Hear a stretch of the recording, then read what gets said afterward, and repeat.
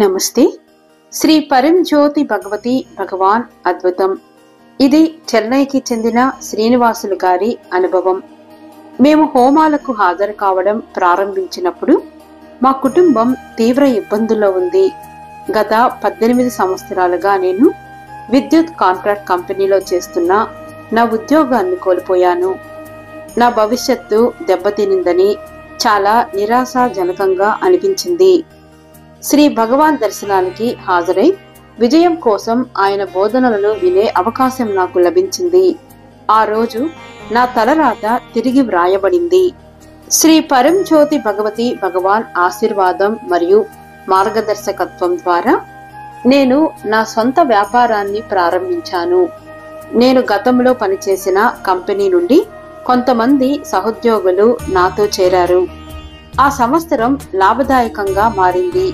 శ్రీ భగవాన్ వ్యక్తిగత దర్శనం మరియు హోమంలో పాల్గొనడం మాకు ఒక ఆశీర్వాదం. అప్పటి నుండి మేము మా జీవితాల్లో శ్రీ పరంజ్యోతి భగవతి భగవాన్ అభయహస్తాన్ని అనుభవిస్తూనే ఉన్నాము. మా వ్యాపార టర్నోవర్ ప్రతి సంవత్సరం గణనీయంగా పెరిగింది. మా వ్యాపారం విస్తరించింది. శ్రీ భగవాన్ మార్గదర్శకత్వంలో మేము మా వేరే ఇంటికి మారాము. మా పిల్లలు చెన్నైలోని అత్యుత్తమ పాఠశాలల్లో ఒకదానిలో ప్రవేశం పొందారు. దాని గురించి మేము కలలు కనేవాళ్లము. అది ఇప్పుడు సాకారమైంది.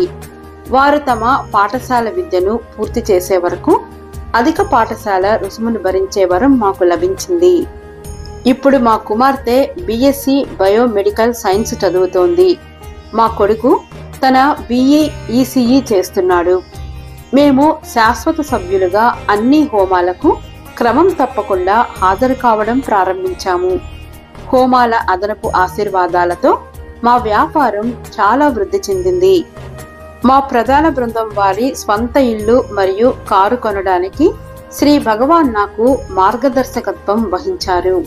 ప్రతిగా మాకు మా స్వంత 3 బెడ్రూముల 2650 చదరపు అడుగుల విస్తీర్ణంతో ఆశీర్వదించబడింది. నగరం మధ్యలో ఉన్న పెంట్ హౌస్ 3.5 కోట్లకు విలువైనది. కొన్ని ఆస్తులను కొనుగోలు చేసే అదృష్టం మాకు కలిగింది. ఇప్పుడు మా కంపెనీలో 500 మందికి పైగా ఉద్యోగులు ఉన్నారు. వార్షిక టర్నోవర్ 50,000 రూపాయల కోట్లు. ఇది 2 అంతస్తుల వాణిజ్య భవనంలో పనిచేస్తోంది. మాకు 2 లగ్జరీ కార్లు ఉన్నాయి. శ్రీ పరంజ్యోతి భగవతి భగవాన్ మా కుటుంబాన్ని సమృద్ధిగా ఆశీర్వదించి మమ్మల్ని బహుళ లక్షాధికారులుగా చేశారు. శ్రీ పరంజ్యోతి భగవతి భగవాన్ దివ్య పాద పద్మములకు మా వినయపూర్వకమైన సాష్టాంగ నమస్కారాలు.